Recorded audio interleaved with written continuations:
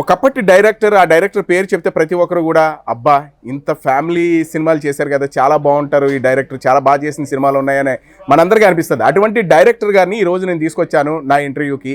మరి ఆ డైరెక్టర్ గారితో మాట్లాడదాం. అలాగే మొట్టమొదటి పాన్ ఇండియా సినిమా చేసిన డైరెక్టర్, అన్నీ నేను చెప్పేస్తే కిక్కే ఉంటుంది. ఆ డైరెక్టర్ గారిని అడిగి తెలుసుకుందాం. సార్ నమస్కారం. నమస్తే అండి.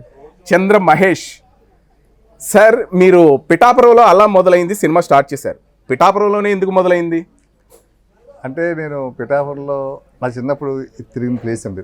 ఓకే. నేను 10th క్లాస్ ఎగ్జామ్స్ రాసింది పిఠాపురంలో రాశాను. ఓహో. నేను చదివింది 10th క్లాస్ ఇక్కడ దగ్గరలో ఉన్న మల్లంలో చదివాను.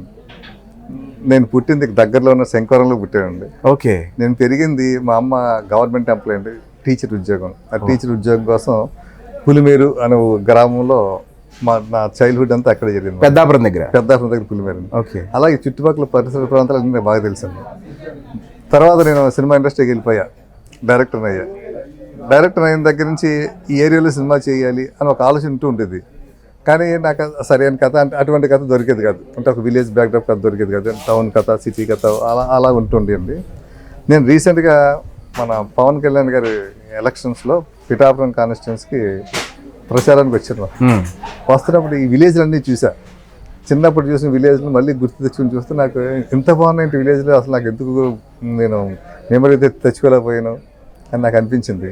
ఈ లోపల ఈ కార్యకర్తలు అందరూ కూడా చాలామంది జనసేన నాయకులు కానీ వాళ్ళందరూ కూడా మహేష్ గారు నెక్స్ట్ సినిమా ఇక్కడ చేయొచ్చు కదా, మీరు చేస్తే మన పిఠాపురం ఇప్పటికే మన పవన్ కళ్యాణ్ గారి వలన ఒక ఫేమస్ అయింది. అంతకుముందు ఒక దత్త టెంపుల్, పురుహూతి టెంపుల్, శక్తిపీఠం టెంపుల్, దీనివల్ల తెలుసు.